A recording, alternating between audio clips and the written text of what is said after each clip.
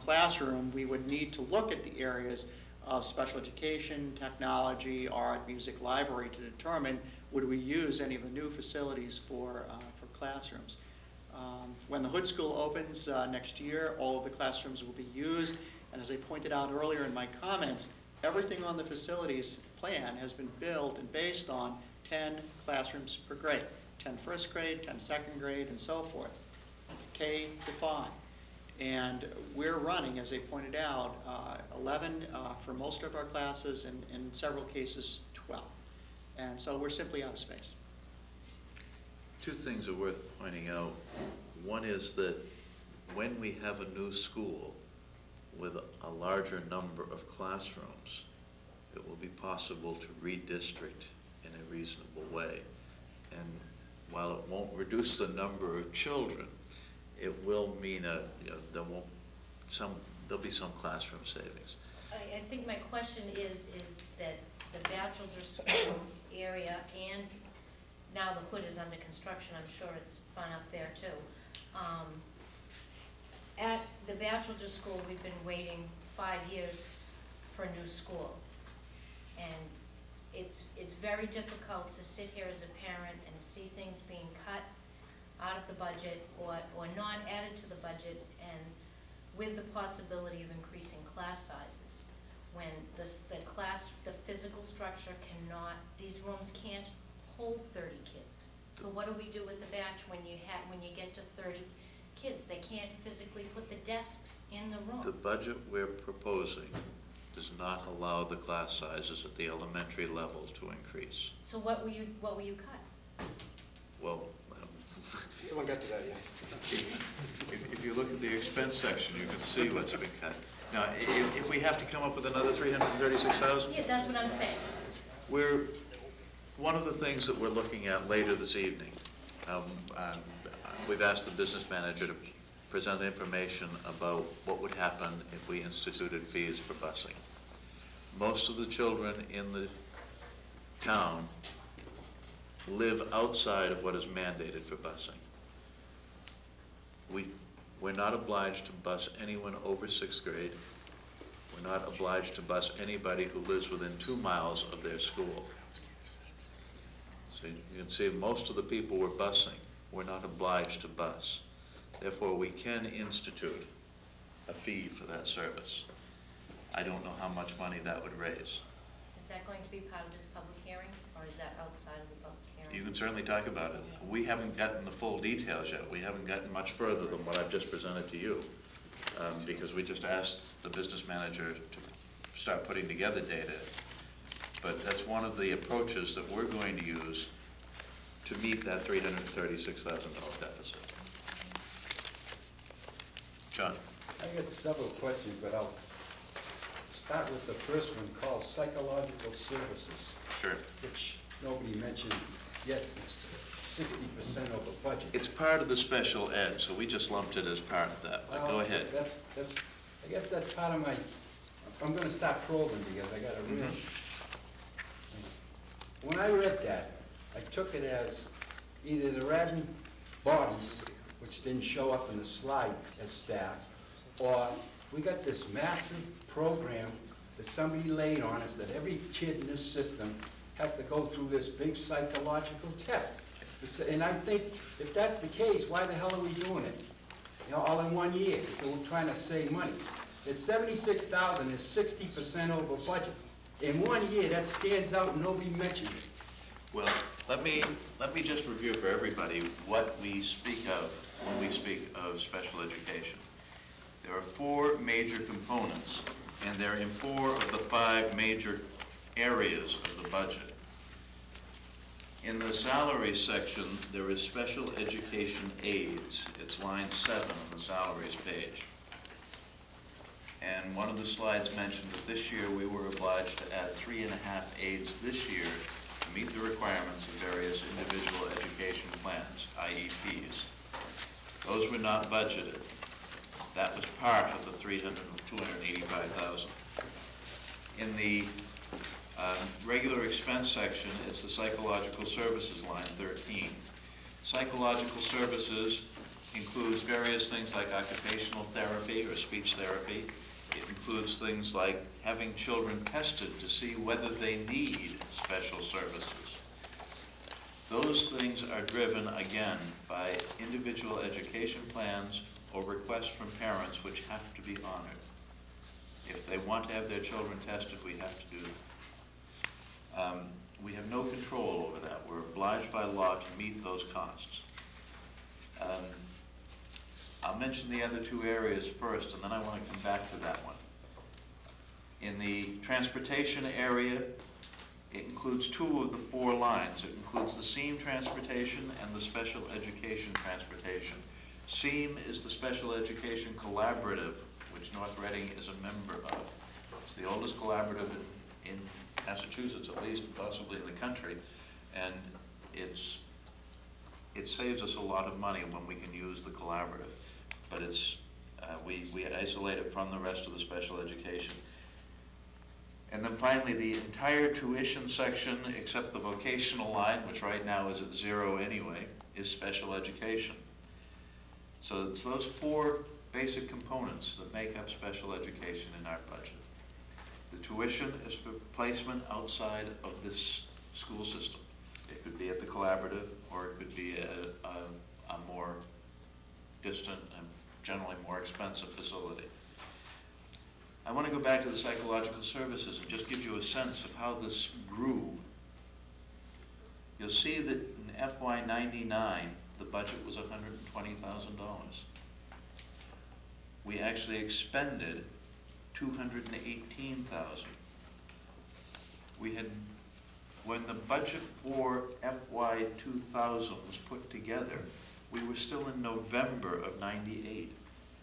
We were still looking at the budgeted number for FY '99.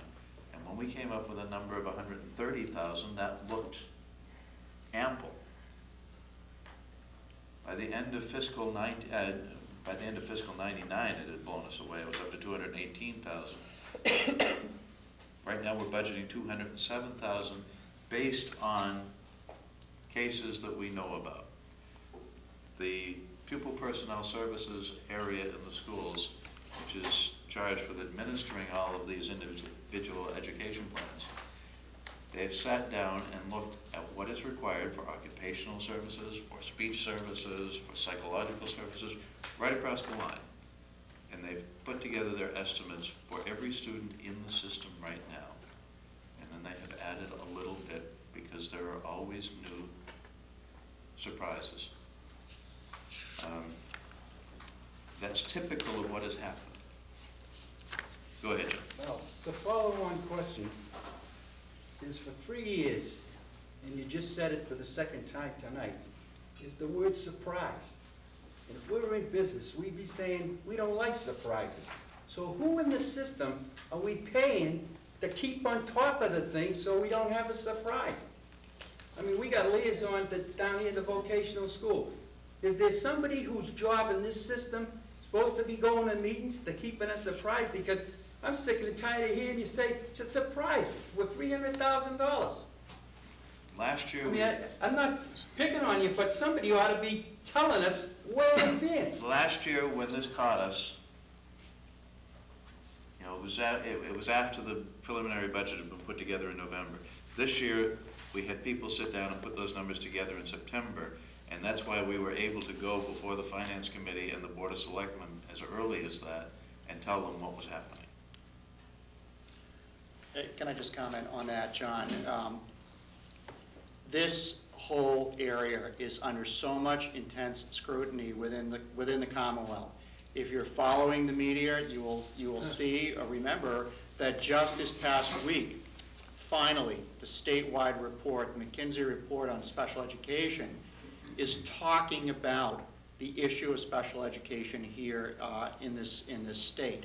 But it is critical to remember that we are in the business of public education, and that means that every child, that it is wrong to separate this out, to begin to say that it's this problem or that problem. We manage very, very well, not only in North Reading, but every other community. This is a very expensive business. For example, in the psychological services, We're not hiring a person and incurring additional benefits. We're taking it on a case-by-case situation. When a child turns and becomes 3 years old, we are mandated to provide those services. We're not out there from birth to 2.9 trying to determine who those children are. So it begins as early as that. Much of the psychological services would be focused on that early intervention. We're simply not going to go out and hire people and have them in classrooms and on staff if we don't have a particular student or a case to manage. But because this is a revolving door, this is not something that begins now that we can predict and know what's going to happen exactly for the coming year. We follow it case by case. Tomorrow, we could have a child move into this community who's part of our public schools and will need additional support. Unfortunately, the term psychological services in many cases might represent a misnomer. It's misleading in the sense that you may interpret that to be psychological testing. It is not. It is a breadbasket term. It is part of the state's financial reporting category, and it includes a vast array of services to children here in the North Reading Public Schools. Jeff? I'll make a comment on that as well. I look at that a little differently. The four categories you mentioned, Steve, and I break them into two halves, the one under paraprofessional special education and the one under psychological services. Seems to me, and the increases on both of those are up by about 50 to 60%. And to me, I look at that as a great investment, because what that says, that's particularly under psychological services, talking about services like physical therapy, occupational therapy, speech, inclusion facilitators, the sorts of things that help support the teachers to educate the kids on ed plans inside our own school system. And those two, until we start to really continue to increase those kinds of those two budget items in particular, we'll never get a handle on number 20 under salary and number 35 under operating expenses, which is the tuitions for placement of these students outside of North Reading and transporting them to get there. And the transportation and the special education tuition budgets are up, certainly, but they're only up by 7 and 22%. Hopefully that's a trend, and that is that kids in North Reading are being educated here in town when it's appropriate, but cost effectively. The other piece that I would lump into this would be professional development, which unfortunately I see is decreasing. And I think that's another piece of the commitment to help teachers, get them the supports that they need to best educate a lot of the kids on ed plans within North Reading and in our classes. So have a bit of a different take on that, John, and that is that the special education paraprofessionals and the psychological services are probably the places we should be making a real strong commitment to try to get the overall cost as efficient as possible. I don't have a problem. Mine was, right from the beginning, explain what it means, because my interpretation was you were adding bodies, and the second interpretation was we're having all this massive testing. It didn't say it in the, so I accept it. We had other questions. Does the state's reimbursement for these issues with regarding to IEPs change the school system?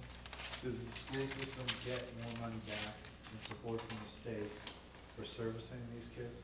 Right now, what happens if the children have very expensive out-of-district placements, the state picks up half of it. Beyond that, there is an increment in what is called the foundation budget, the formula the state uses to fund education reform. There is an increment for special education needs. That increment is way underfunded. That's one of the things that the McKinsey report highlights. Everybody's known that for some time, and in fact, some legislators will tell you privately that it was intentionally underfunded to try to get school districts to monitor those accounts more closely. In point of fact, North Reading does not have an excessive number of youngsters in special education.